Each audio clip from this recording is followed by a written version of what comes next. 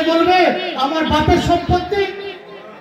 এইরকম কিছু আমাদের মুসলিম সম্প্রদায়ের আমি মনে করি তারা অসৎ চরিত্রের মানুষ, যারা কবরের স্থানে দাঁড়িয়ে বলে আমার বাপের সম্পত্তি, তারা অসৎ চরিত্রের মানুষ। কোনোদিন এটা হতে পারে না।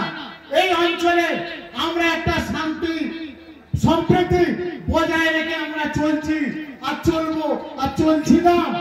কিছু অসৎ চরিত্রের মানুষ আছে সেটাকে ভাঙার চেষ্টা করছে। যেমন ধরে নিন আমার মা বোনেরা বাড়ি এক বস্তা চাল যখন বার করে রান্না করার জন্য একটা কুলোতে বার করে, দেখবেন কিছু দু চারটে কাপড় থাকে না, সেই কাপড়গুলো তুলে কোথায় ফেলে?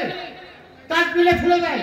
ঠিক সমাজে ওই কাপড়ের মতো কিছু মানুষ আছে যাদের চিহ্নিত করে আমার পীর তোয়াশের দিকে কথা, তাদের তুলে শেকড় তুলে নিয়ে বঙ্গোপসাগরে ছুঁড়ে ফেলে দাও। সেই ধরনের আমাদের কিছু মুসলিম সমাজের মানুষ আছে যারা এসে এই এলাকায় উদ্বৃত্ত করে বলেছে আমাদের এই সম্পত্তি, এই কবরস্থান আমাদের, এইরকম ভাষা উদ্বৃত্ত করে এলাকায় একটা বিশৃঙ্খল তৈরি করেছে। আমি আমার এই অঞ্চলের মা বোনদের কাছে, ভাইদের কাছে আমি নতমস্তকে আমি ক্ষমা চেয়ে নিচ্ছি। আমাদের কোনো ভুল নেই। আমরা এখানে ধর্ম করতে এসেছি। আমরা এখানে অর্থ ধন দৌলত জমি ল্যান্ডের জন্য আমরা এখানে আসিনি।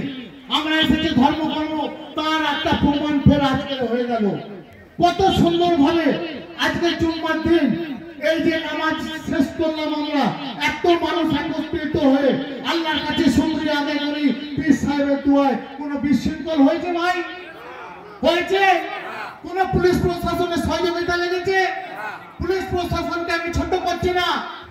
আমি একদিন দাঁড়িয়ে গেটে বলেছিলাম যে ভাই এখানে যারা নামাজ পড়তে জিয়ারত করতে আসবে, যদি একজন মানুষকে মদের গন্ধ পান কলার ধরে বার করে 3 বছর জেল করে দেবেন। আপনারা আমাদের সঙ্গে আছি। আমাদের ইসলাম ধর্মতে সব শেখায় না, আমাদের দেশে এত কাজ হয় না। আমরা মানুষের যে নিজের ধর্ম করতে পারে না সে অন্য ধর্মে কি করে সম্মান করবে?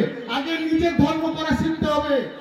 তাই আমি আমার পীর জায়গা দোয়া শিখতে বলি যে কিছু